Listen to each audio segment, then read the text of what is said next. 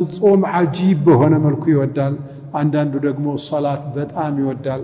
አንዳንዱ ሲለተ ረሂም ዝምድናን በጣም ይቀጥላል አንዳንዱ ደግሞ የሚያስደስተው ነገር መመንጨቅ ማመናጨቅ መስደብ ማውገዝ ማዋረድ እንትን ይሄ ማጣጣል ከመላሱ ቆሻሻ እንጂ ጥሩ አይወጣም አንዳንዱ ደግሞ ሲናገር ብታናድደው እንኳን መጥፎ ነገር አይወጣውም እኔ ምሰራበት ቦታ ላይ በኢትዮጵያ እስልምና ጉዳዮች ጠቅላይ ምክር ቤት የፕሬዝዳንት ጽፈት ቤት ለየት ያለ አንድ እንግዳ ድንገት መጥቶልን ያ እንግዳ ዳዕዋ ሰው ናቸው በጣም عجيب የሆነ ስብዕና ያላቸው ናቸውና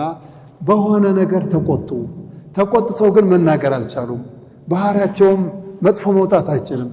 በፍጹም በቃ አይችሉበትም መሳደብም ይሄ መጮህም በቃ عجيب እኮ ነው የምትለው አለመቻል አንተ ክፉ መሆን አትችልም መሳደብ አትችልም ቃላቱን እኮ ታውቀዋለህ በቋንቋ 30 40 ስድብ ጻፍ ቢሉ መጻፍ ትችላለህ አንዳንዱ ሰው ግን ስድብም አይችልም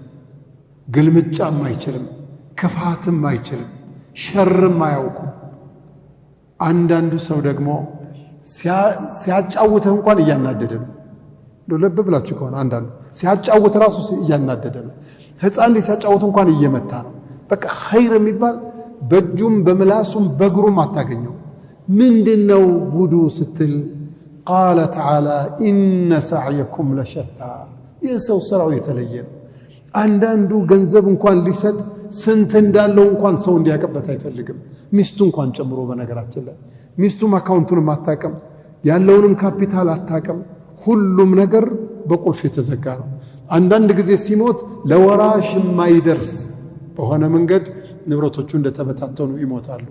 ምንድነው ሰበቡ ስትለው በጣም عجيب ነው ለዚህም አብሮ አላህ Subhanahu Wa Ta'ala ምን አለ فاما من اعطى يسطማ ሰው አለ መስጠት መቼም ከባድ ነገር ነው መስጠት እኮ ከባድ እኮ ነገር ነው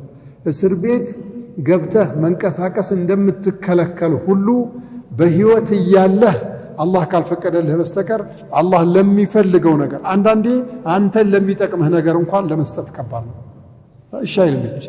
قلب እንትን ይላል الشيطان يعيدكم الفقر ويأمركم بالفحشاء شيطان በዚህም ይመጣና በቃ ይሄን ወጪ ካወጣህ እኮ ስራ በምን ልትሰራ ነው ካፒታል ያስፈልጋል ካሽ ያስፈልጋል ካሹን እየበተኑ ምናምን አይደለም ጎበዝ ማለት ጠንቃቃ መሆን ነው ጠንቃቃ ማለት ጠንካራ ማለት ነው ጠንካራም ጠንቃቃ ማለት ገንዘቡን ስተር ድብቅ ማድረግ ነው ይሄን ካወጣው ደግሞ ትከስራለህ ከከሰርክ ደግሞ የሀብታሞች ሁሉ መሳቂያ ትሆናለህ ሸይጣን በዚህ የሰውም ሸይጣን ጭምር አንዳንድ ጊዜ ሚስቱም አንዳንድ ጊዜ ልጆቹም ፋዘር ደግሞ በቃ ሰደቃ ያለ ገንዘቡን ይበትነዋል የራሱን ገንዘብ ምናገባቸው ይሰጥ ምናገባቸው ቤቱን ያሟላ እርግጥ ነው ቤቱ ሊጎላ አይገባም ልጆቹም ይብሉ ይጠጡ ሚስትም እንደዛው ዘመድም እንትን ይበልበት ላኪን ለሰደቃ አይከለከልም